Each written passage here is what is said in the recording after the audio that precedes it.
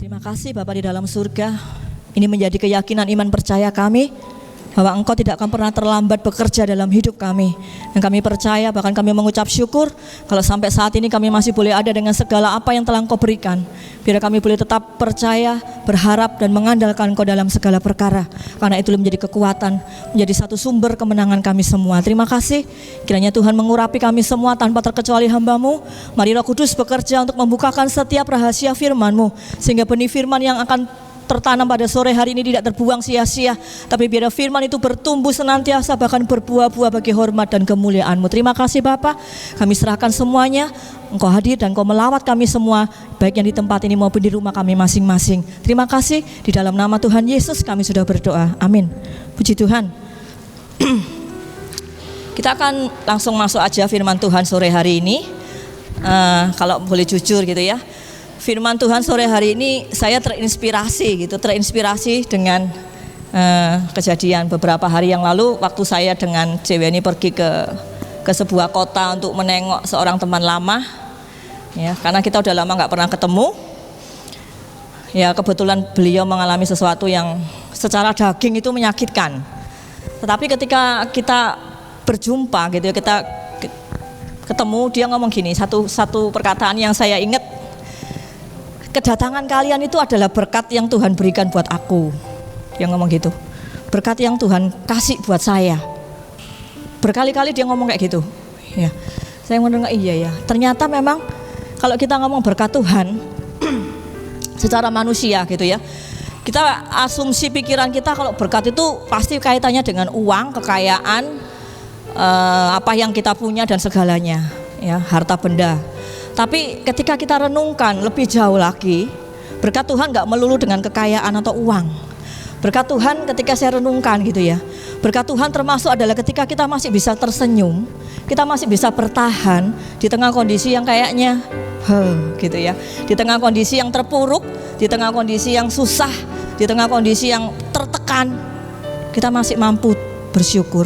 Itu berkat Tuhan, ya. Dan hari-hari ini kita tahu, ya, ada banyak, kalau lihat berita, ada banyak orang yang samalah alami krisis. Badai Covid ini membawa dampak krisis bagi semua sektor gitu ya. Ya, sore hari ini kita akan belajar tentang berkat Tuhan. Kalau beberapa minggu yang lalu kita sudah belajar tentang percaya, kita belajar tentang ketaatan. Sore ini kita akan belajar tentang berkat. Kita buka di Ulangan pasal yang ke-28 ayat yang kedua. Kitab Ulangan pasal yang ke-28 ayat yang kedua. Demikian firman Tuhan, segala berkat ini akan datang kepadamu dan menjadi bagianmu jika engkau mendengarkan suara Tuhan Allahmu, dan seterusnya, diberkatilah engkau di ladang, di mana dan sebagainya. Tapi ayat 2 ini menjadi satu perenungan saya. Berkat, semua berkat yang Tuhan janjikan itu tak kasih gitu loh ya, jadi bagianmu ya. Ini semua tak kasih. Nah, sehubungan dengan kondisi krisis saat ini, kalau kita ngomong kondisi krisis saat ini, ya, karena berhubungan dengan berkat, maka saya bagi beberapa supaya Anda lebih ngerti gitu ya. Saya yakin banyak di antara kita yang mulai akrab dengan kata sedikit, sedikit. Kalau dulu waktu nggak krisis, kita mungkin dapat uang itu cepat banyak, ya. Kita dapat cari uang dan sebagainya cepat banyak. Tapi karena krisis, karena kondisi kayak gini, ya mau nggak mau akhirnya kita akrab dengan yang namanya kata sedikit, ya. Sedikit ini bagi banyak orang nggak mudah. Nah, tapi kita tahu, ya, benarkah yang jadi perenungan kita? Benarkah kata sedikit itu jadi masalah dalam hidup kita? Kalau memang sedikit itu jadi masalah, otomatis pasti solusinya adalah banyak. Nah, ini yang akan kita pelajari. Apa benar kalau sedikit itu masalah? Pasti. Kalau kita ngomong iya pasti, kalau sedikit itu pasti masalah buat saya.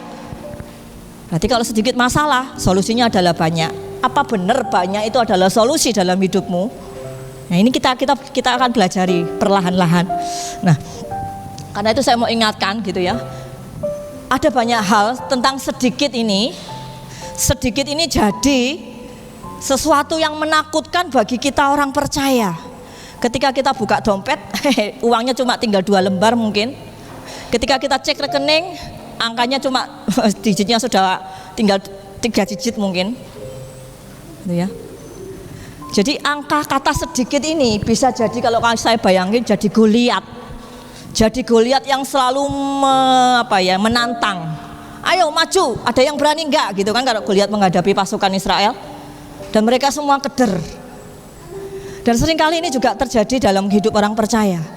Sedikit, ketika kita lihat dompet sedikit, lihat cek rekening enggak ada digitnya gitu ya.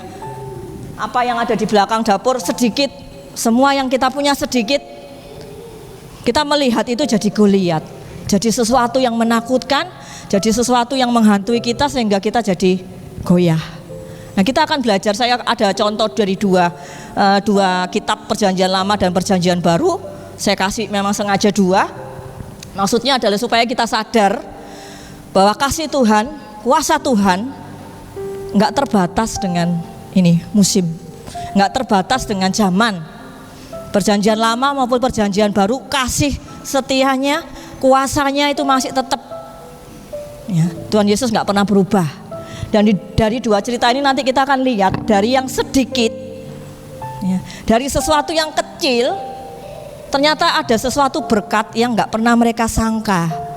Dari satu yang kecil sedikit Tuhan kasih berkat yang enggak pernah terduga. Ini kesamaannya. Nah, kita akan lihat dulu di kitab 1 Raja-Raja 17.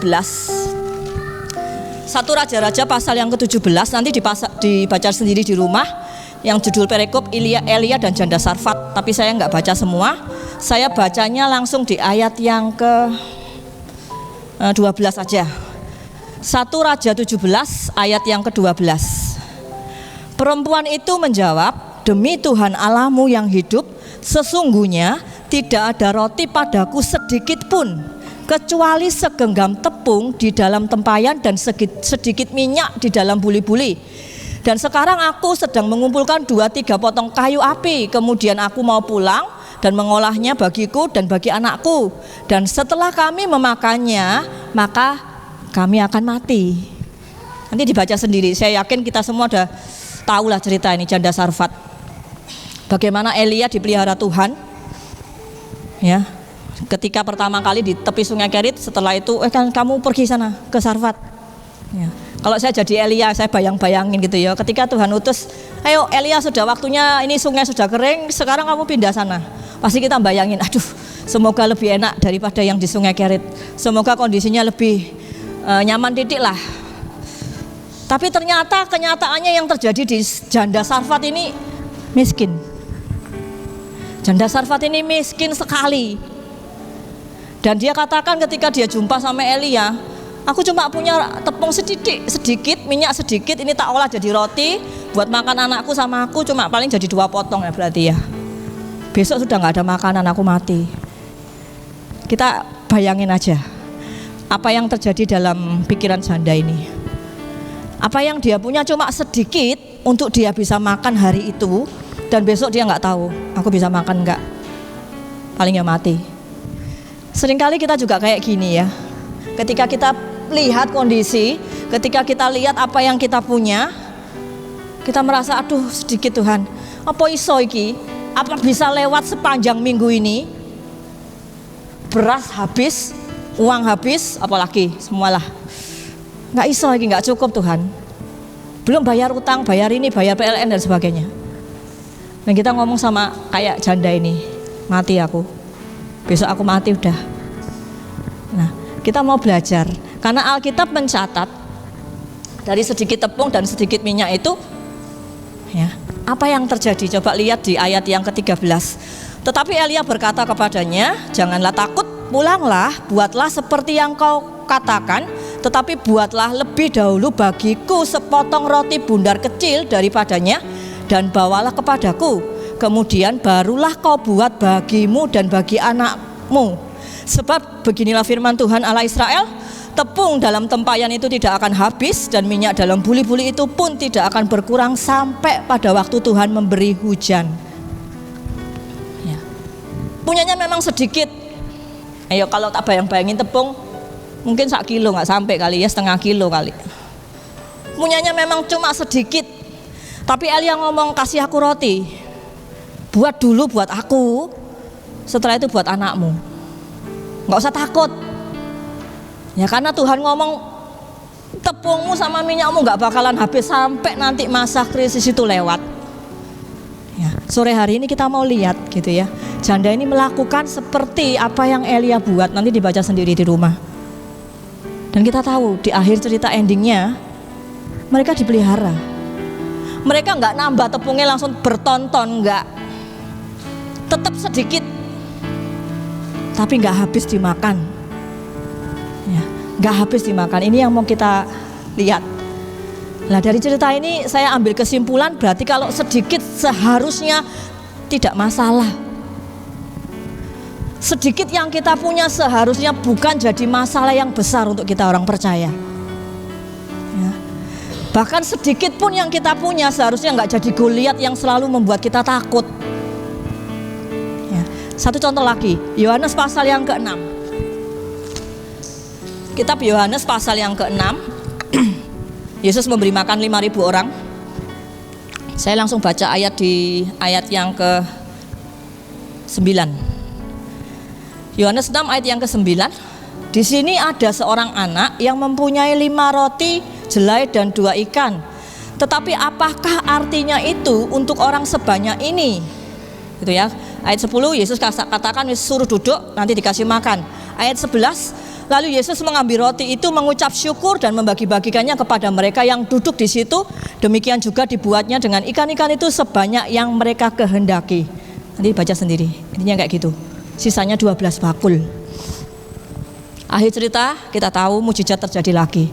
Dari cuma roti 5 sama ikan 2 untuk 5.000 orang. Ya. Kata muridnya nggak cukup begitu Tuhan. Mosok iso cuma segini, ini orangnya banyak, nggak iso. Kita berandai-andai.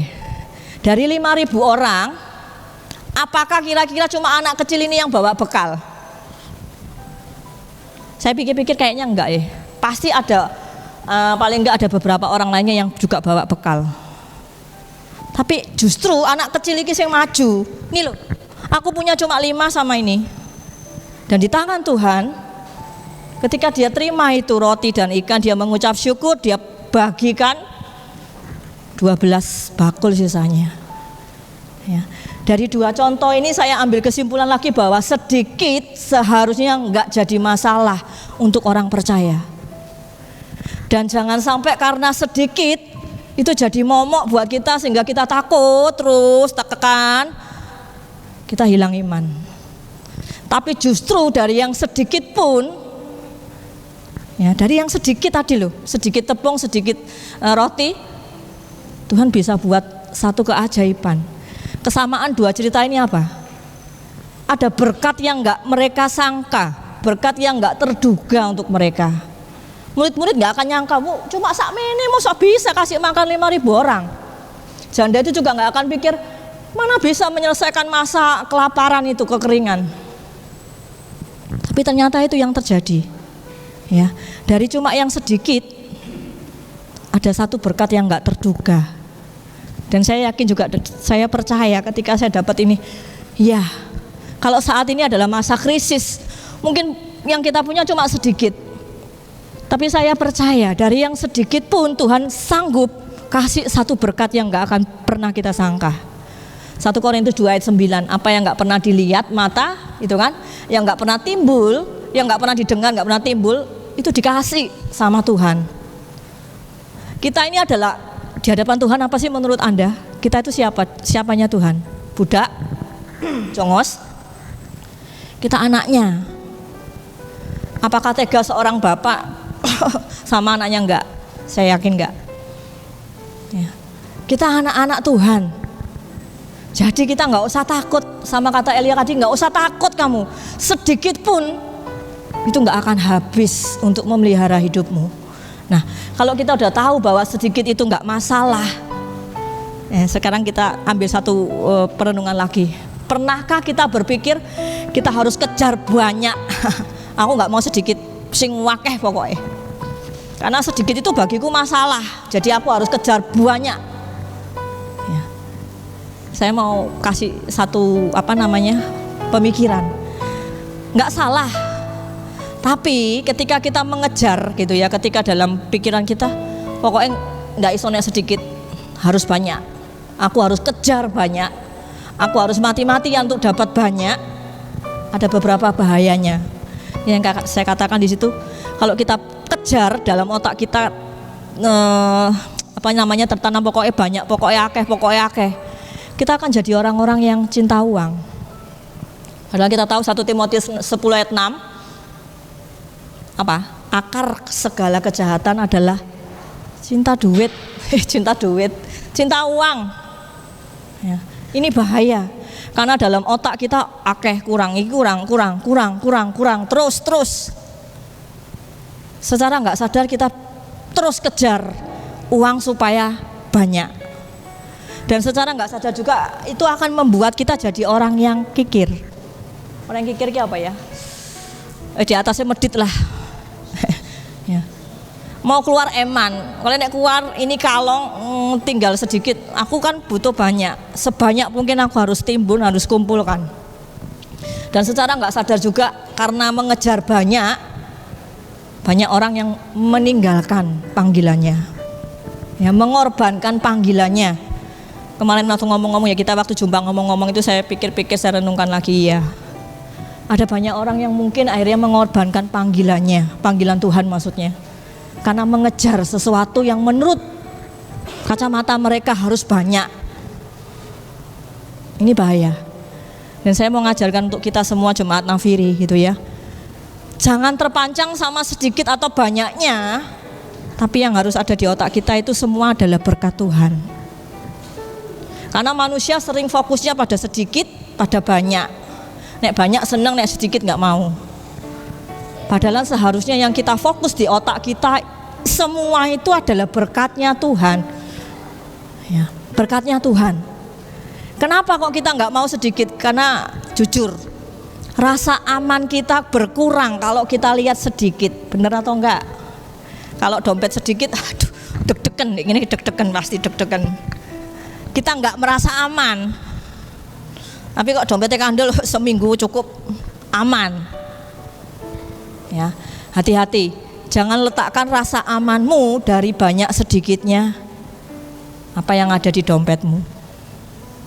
Ya, kalau kita letakkan rasa aman itu tadi, rasa aman, aku aman, hidupku ayem tentrem, aduh dompetku banyak, oh yo aman, belum tentu. Karena kalau engkau letakkan itu rasa amanmu pada dompet atau pada apalah rekening dan sebagainya, itu sama halnya engkau nggak percaya bahwa engkau punya Tuhan yang luar biasa. Tadi lagunya ngomong kuasamu terlebih besar dan sebagainya. Ya. Kita mau sedikit demi sedikit belajar. Sedikit yang kita punya nggak masalah. Karena sedikit pun bagi Tuhan itu sesuatu yang luar biasa. Tuhan bisa kasih yang nggak terduga. Ya, jadi nggak usah takut dengan yang sedikit. Contoh paling gampang aja gini. Minggu yang lalu saya ke Indomaret. Itu anak-anak tuyul-tuyul ikut semua langsung melok kabeh. Mereka dengan PD-nya nggak bawa uang, melok kabeh terus milih-milih dengan sendirinya, milih-milih. Ketika aku udah di depan kasir, mereka langsung cepet-cepet taruh semua barangnya. Ini kurang ajar arek-arek gitu ya. Ya bener kayak gitu. Tapi dari kondisi itu aku mikir, iya ya. Kenapa mereka berani langsung lari ke Indomaret pilih.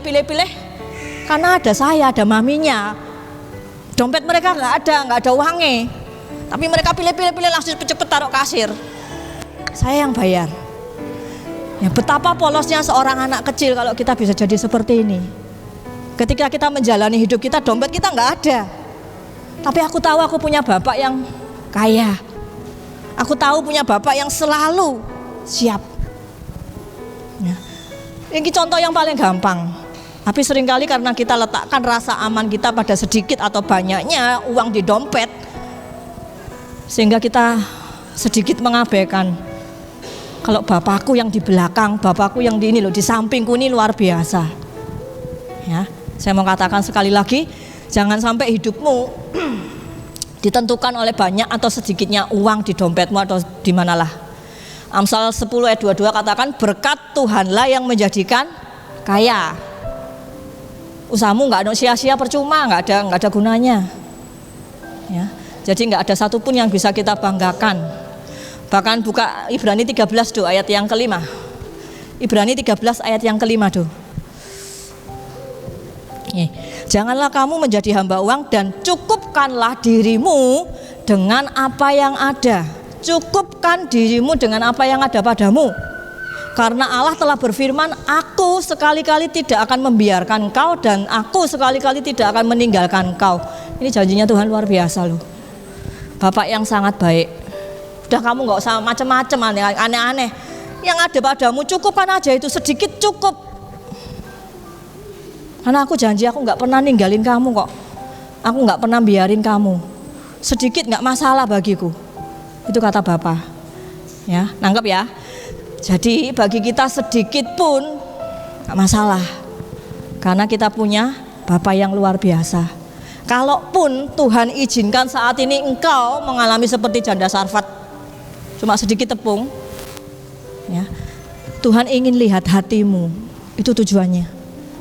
Di masa seperti ini kayaknya semua jalan bumpet. Jalan bumpet itu jalan tertutup, ya, yang mengalir cuma sedikit. Nggak masalah, jangan kehilangan rasa syukurmu, karena itu yang Tuhan mau lihat adalah hatimu. Ya. Kita mau belajar contoh di Hakim pasal yang ke-7, nggak usah dibaca wis, cerita tentang Gideon. Hakim pasal yang ke-7, nanti Anda baca di rumah tentang seorang Gideon ketika dia harus menghadapi pasukan Midian. Secara manusia Gideon takut. Anda baca musuhnya 135.000 orang. 135.000 orang, Gideon waktu itu bawa kurang lebih 32.000 lah. Terus Tuhan ngomong, kakean, kebanyakan Gideon, kakean. Sana, saring lagi. Segini ya Tuhan, kebanyakan. Sampai terakhir cuma sisa 300 orang. 300 orang harus menghadapi 135.000. Berarti kurang lebih 1 banding 400-an, 450-an. Ya, satu prajurit harus bunuh 400 orang. Nggak masuk akal, otaknya nggak iso. 300 orang tok yang Tuhan mau untuk menghadapi pasukan Midian. Kenapa demikian? Coba dilihat di ayat yang kedua. Hakim pasal 7 ayat yang kedua. Berfirmanlah Tuhan kepada Gideon, terlalu banyak rakyat yang bersama-sama dengan engkau itu daripada yang ku kehendaki untuk menyerahkan orang Midian ke dalam tangan mereka. Jangan-jangan orang Israel memegah-megahkan diri terhadap aku sambil berkata, tanganku sendirilah yang menyelamatkan aku. Ini. Jadi, kenapa kadang Tuhan izinkan engkau cuma punya sedikit? Karena Tuhan ingin lihat hatimu. Tuhan mau engkau cuma ini loh, gak tok sama Tuhan. Tuhan mau cuma engkau fokus tok sama Tuhan, gak sama yang lain. Gak ada satupun kesombongan yang bisa dibanggakan. Makanya Tuhan ngomong pangkas, cuma tinggal 300. Secara kalkulasi manusia enggak mungkin bisa menang, tapi justru kemenangan itu terjadi. Nah, next kita akan belajar lagi. Kalau gitu bagaimana caranya kita belajar untuk kita bisa memandang berkat Tuhan secara benar dan kita bisa hidup, ya, hidup dalam berkat itu. Saya punya satu tulisan di situ. Setiap berkat yang Tuhan berikan pasti punya tujuan. Ini yang harus kita pahami. Kalau tadi kita sudah tahu bahwa segala yang ada, segala yang terjadi, Tuhan ada di sana, itu adalah berkat yang Tuhan sudah berikan. Kamu punya keluarga, coba lihat suamimu, istrimu, anakmu, sampingmu, temanmu dan sebagainya, itu berkat Tuhan untuk engkau dan saya. Kalau sampai hari ini kita masih bisa ada, itu berkat Tuhan, ya. Tapi berkat yang Tuhan kasih itu punya tujuan. Jadi enggak enggak asal. Tuhan kasih seseorang berkat karena Tuhan mau ada sesuatu yang terjadi di situ. Kita lihat Kejadian 12 ayat 1 sampai ayat yang ketiga. Kejadian 12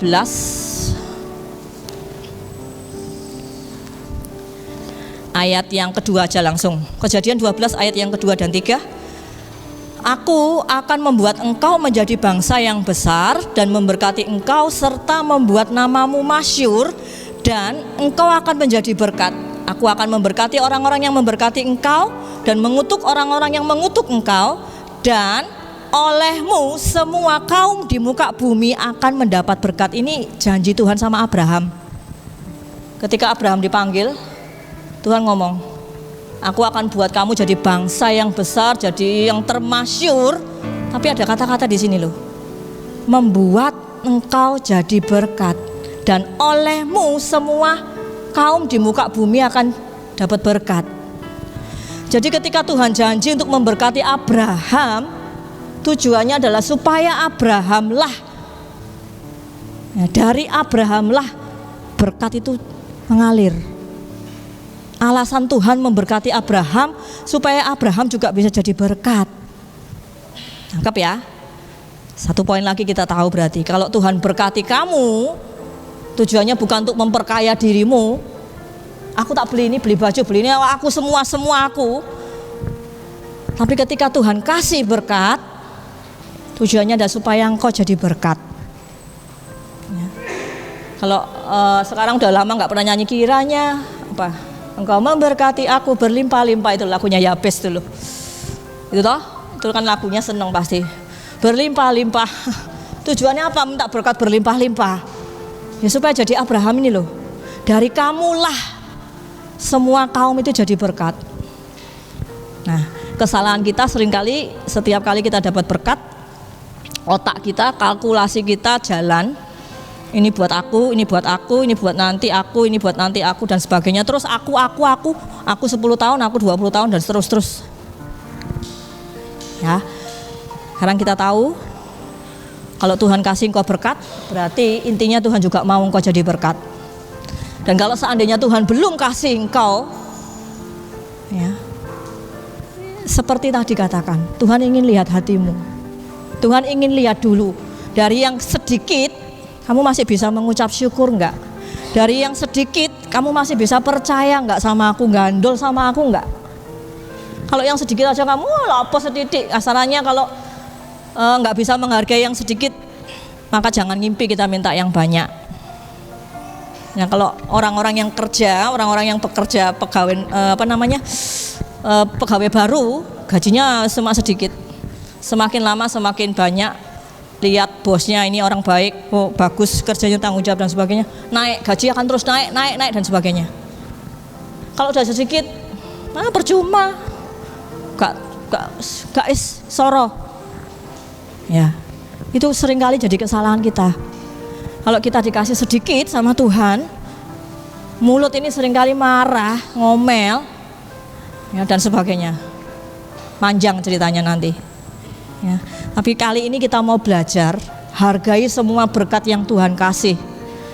Besar kecil sedikit banyak, hargai itu dengan sebuah tindakan nyata, ucapan syukur, lakukan apa yang bisa engkau kerjakan buat Tuhan.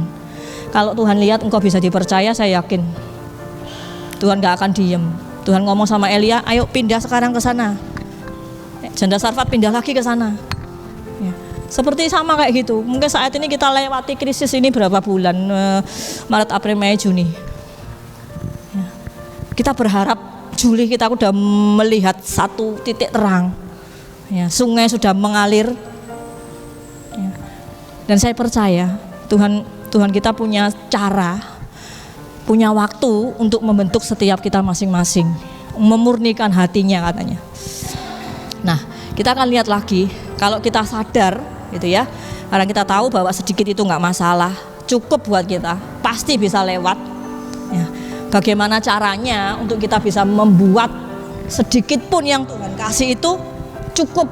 Nah, kita lihat tadi di 1 Raja-Raja 17. Jadi kembali lagi di ayatnya 1 Raja-Raja 17. Ya. Gimana caranya dari yang sedikit itu bisa cukup? Bahkan gimana caranya kita bisa hidup dari yang sedikit itu? Tadi dikatakan ketika Elia minta sama janda Sarfat, kalau Anda baca dari ayat 7, ya, ketika saya baca-baca ini ngomong sendiri gampangannya gitu ya. Elia ini kayak orang yang nggak tahu diri, nggak pernah ketemu orang ini janda, mesti langsung ujuk-ujuk minta gini, kasih aku air. Aku kasih air, wis dikei banyu, kasih aku roti. Iki wong gak tahu diri nih orang ini ya. Udah minta air, udah dikasih, minta roti. Terus orang ini ngomong, janda ini ngomong, aku enggak punya roti loh, aku cuma punya sedini. Enggak apa-apa wis, buat aku dulu. Anda bayangin aja kok jadi Janda Sarfat ketemu orang seperti Elia, bisa diusir, mulai pulang. Ya, kurang ajar ini, nggak tahu diri, nggak pernah ketemu langsung minta air udah dikasih, minta roti, udah dibilangnya aku nggak punya, ngeyel. Ya, tapi dari cerita ini kita tahu apa? Janda itu ngelakuin, dalam arti dia kasih Elia itu roti. Dia bikinin dulu Elia roti seperti yang Elia ngomong. Ya. Kayak nggak iso ini. Nek jandane mungkin roti tepungnya cuma segini tak bikin aku ya habis mati iki. Elia iki apa sih kok minta gitu mungkin ya. Tapi dia lakukan. Ketika firman Tuhan ngomong sama janda ini, nggak usah takut, buat dulu sekarang. Bundar kecil buat aku, setelah itu buat kamu sama anakmu. Rotimu, tepungmu nggak bakalan habis. Dia kerjakan. Dan kita tahu berkat tak terduga itu memelihara janda ini sama anaknya sampai masa krisisnya lewat. Jadi poin pertama yang harus kita kerjakan di masa saat ini, ya, ketika mungkin Tuhan kasih engkau berkat apapun itu bentuknya banyak sedikit, yang pertama adalah kamu harus mau memberi. Kita harus belajar untuk bisa beri. Gini loh. Ya, kita nggak boleh memperkaya diri kita sendiri. 2 Korintus 9 dibuka tuh. 2 Korintus 9 ayat 6. 2 Korintus 9 ayat yang ke-6. Camkanlah ini, orang yang menabur sedikit akan menuai sedikit juga, dan orang yang menabur banyak akan menuai banyak juga. Saya yakin kita semua udah paham. Kalau nanem sedikit, nabur sedikit, ya ngambilnya sedikit. Nanemnya banyak, ngambilnya banyak. Kalau saat ini kita menuai banyak, saya pernah ngomong sama seseorang, ya karena kamu mungkin nabur dulu tahun-tahun sebelumnya, kamu sudah tabur semua taburanmu yang kamu nggak pernah inget-inget lagi. Sekaranglah saatnya kamu menuai. Kalau kita nggak pernah nuai saat ini, inget-inget dulu kita pernah nabur nggak? Ya, karena ini pelajaran Alkitab. Firman Tuhan katakan kita harus menabur. Banyak sedikit nggak masalah. Kamu harus menabur supaya kamu nanti dapat tuaian. Dan saat ini, saat kondisi krisis, kok dikongkon nabur sih gitu ya. Iki kondisinya krisis kok disuruh nabur. 1 Raja-Raja 17 tadi katakan janda itu miskin, miskin. Tepungnya mek sedidik. Tapi Elia ngomong, kasih aku makan. Dan dia kasih. Dari yang sedikit, berkat gak terduganya dia pelihara hidup orang ini. Ya. Dan saya yakin kok, kalau kita mendahulukan prioritas Tuhan, Tuhan gak akan merem.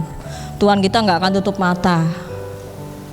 Nah, karena kita anaknya, tadi kita ngomong di hadapan Tuhan, kita adalah anaknya, bukan jongos, bukan budak. Kita anaknya yang dalam artian kalau seorang bos sama karyawan, hubungan apanya ya, hubungannya ditentukan karena kerja, hubungan kerja, upah itu didapat dari hubungan kerja.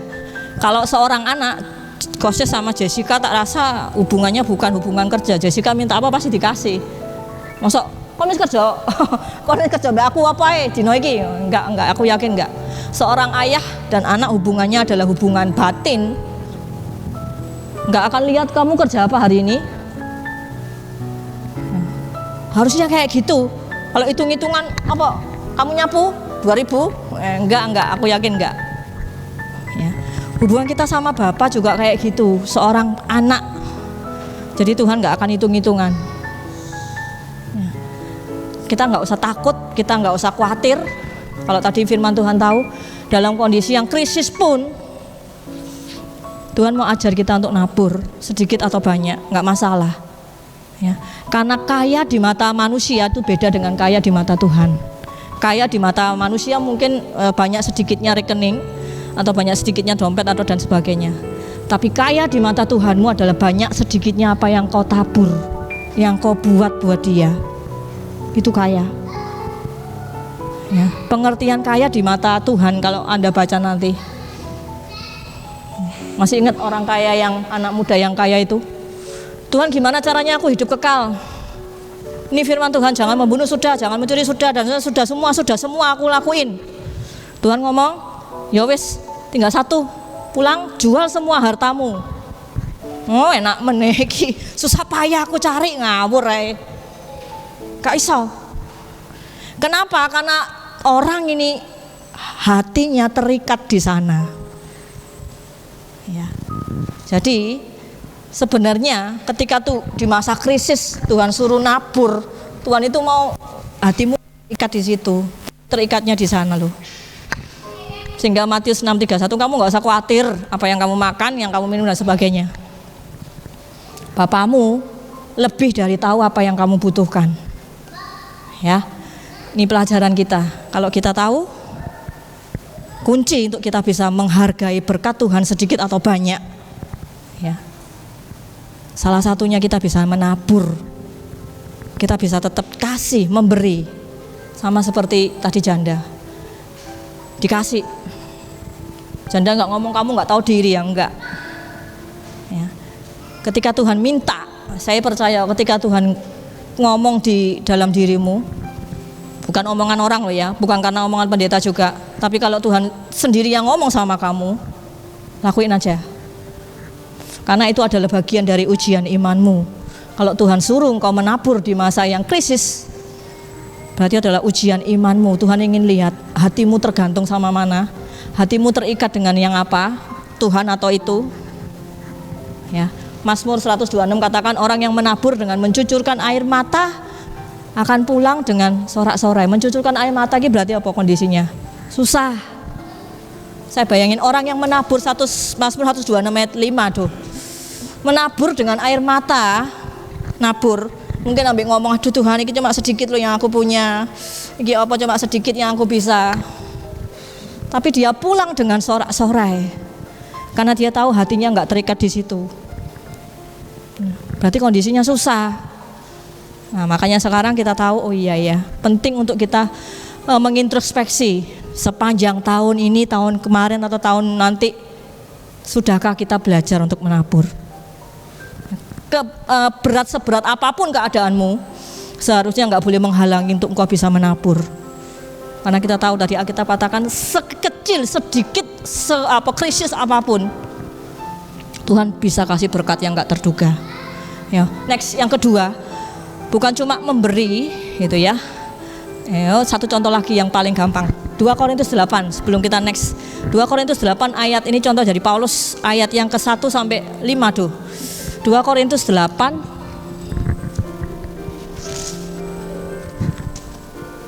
ya, ayat 2 aja, ayat 2 langsung. 2 Korintus 8 ini. Selagi dicobai dengan berbagai penderitaan, sukacita mereka meluap, dan meskipun mereka sangat miskin, namun mereka kaya dalam kemurahan. Nanti dibaca lagi. Intinya jemaat Makedonia ini juga miskin, tapi itu enggak menghalangi mereka untuk menabur. Anggap ya. Itu contoh-contoh, nanti kebanyakan udah. Next yang kedua kita akan lihat apalagi sih yang Tuhan mau ajar untuk kita di masa krisis ini. Bukan cuma mengajar kita untuk bisa memberi, tapi mengajar kita untuk bisa berkorban. Ya, berkorban. Nah, ngomong berkorban ini apa ya? Berkorban waktu, berkorban tenaga, berkorban harta. Bahkan mungkin yang paling tragis berkorban perasaan. Ya, berkorban. Bayangin lagi tadi 1 Raja-Raja 17, janda itu udah miskin. Bayangin aja cari kayu, kondisinya pasti sudah susah. Mungkin selama dia cari kayu, otaknya juga mikir apa iki ya, gimana ini aku nanti hidupnya gimana. Perasaannya pasti kemudian Elia dengan enaknya kasih aku air. Mana? Kasih aku lagi roti. Loh Tuhan, aku nggak punya. Kamu bikinin dulu pokoknya. Bayangkan aja perasaan si janda ini. Salah nggak kalau dia marah? Kalau tiba-tiba Anda didatangi seseorang di rumahmu, kok sis, aku pinjam uangnya, sis, ini duitnya. Gimana reaksinya sis? Mulai. Mulai. Loh, ini Anda lihat nanti dibaca lagi di cerita. Janda ini pasti perasaannya juga nggak enak, aku yakin sudah nggak karu-karuan lah. Tapi dia mau korban loh. Paling nggak dia korban perasaan saat itu. Aduh, ya apa sih wong iki ya? Tak batin aja, gimana sih orang ini? Udah nggak pernah ketemu sekali langsung mintanya banyak. Udah tak kasih tahu aku nggak punya, tetep ngeyel. Ya, hari-hari ini Tuhan mungkin ingatkan kita untuk mau berkorban. Ya, korban ini adalah korban perasaan, korban waktu, korban tenaga. Korban harus mau berkorban. Bisa nggak kira-kira? Ya, bisa nggak kita berkorban? Saya tulis di situ untuk apa ya istilahnya unsur. Ada 2 unsur pengorbanan yang masuk bisa berkorban adalah 1, kita harusnya nggak perlu lakukan tapi tetap dilakuin. Harusnya nggak perlu kita yang kerjain itu, tapi tetap kita kerjain. Contoh paling gampang, bersihin gereja. Apa ada undang-undang kamu harus bersihin gereja sis? Nggak ada. Kalau anak-anak muda kalau hari Minggu biasanya dia lap-lap bersih-bersih. Harusnya itu nggak perlu dilakukan untuk mereka, tapi mereka tetap lakukan. Itu namanya korban. Mereka mengorbankan waktunya, tenaganya untuk dan sebagainya. Kita mau nggak? Ronaldo aja, itu ada pembantunya aja. Udah bener atau enggak? Ini hal yang sepele. Rela berkorban adalah ketika kita harusnya nggak mau ngelakuin, tapi tetap kita lakuin. Harusnya ya koses lu, tapi kita ngelakuin ya. Itu namanya berkorban. Ya. Yang kedua aku kasih contoh, kita nggak perlu, satunya nggak mau, sama nggak mau ngelakuin tapi harus dilakukan. Contohnya mengampuni. Kalau engkau disakiti, bisa nggak kamu ngampuni langsung? Bisa nggak kamu ngampuni ketika engkau disakiti temanmu, saudaramu, orang tuamu dan sebagainya? Bisa engkau langsung ngampuni? Daging kita ngomong enak men, nggak mau aku, sudah cukup 2 kali 3 kali enggak ya. Ini namanya berkorban. Jadi unsur berkorban itu ketika kita merasa nggak perlu tapi tetap kita lakuin. Ketika kita merasa aku nggak mau, tetap dikerjain ya. Itu adalah unsur korban. Janda ini pasti nggak mau lah, tak kekno kamu ya, mending tak kasih buat besok.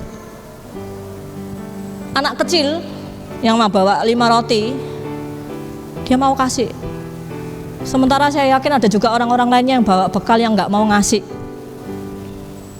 Tak bayang-bayangin toh, ini kalkulasi hitung-hitungan. Dari 5.000 mungkin 2.500 bawa bekal.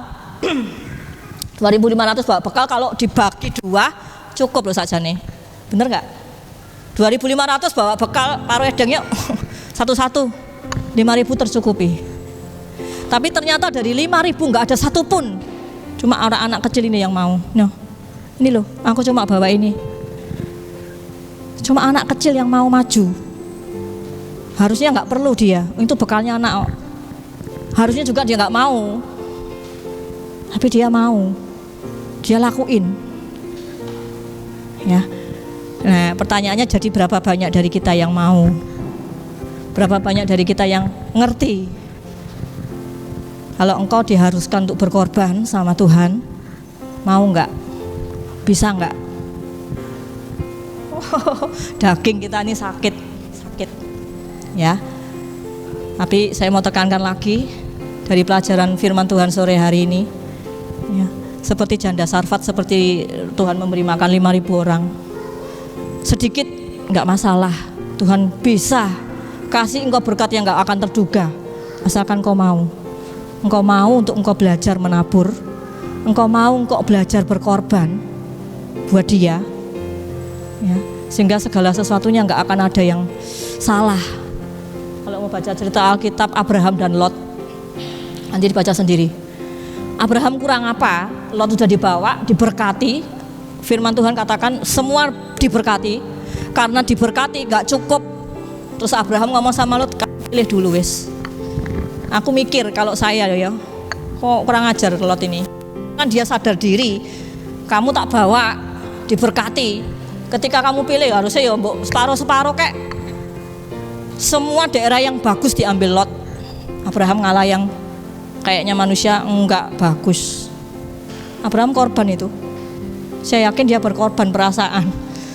Dia mau korbankan. Ya, tapi kita tahu akhir cerita endingnya. Abraham juga diberkati luar biasa. Ya, ini firman Tuhan, saya enggak panjang lebar. Biar sore hari ini kita belajar untuk kita menghargai berkat Tuhan. Apa sih berkat Tuhan itu tadi? Kita menghargai berkat Tuhan bukan dari apa yang kamu punya, harta, benda, uang dan sebagainya. Tapi berkat Tuhan ketika engkau masih tetap bisa bertahan, engkau masih bisa memiliki apa yang enggak pernah engkau sangka, yang enggak bisa dikalkulasi sama otak pikiranmu, itu berkat. Yang enggak pernah engkau duga, itu berkat. Kita masih bisa bernafas, kita masih bisa menikmati hari ini, itu berkat. Jadi kita menghargai setiap berkat yang Tuhan kasih, yang Tuhan taruh dalam hati kita, sehingga kita tetap bisa menjadi berkat dan nama Tuhan dipermuliakan. Saya mau ngundang musik maju ke depan.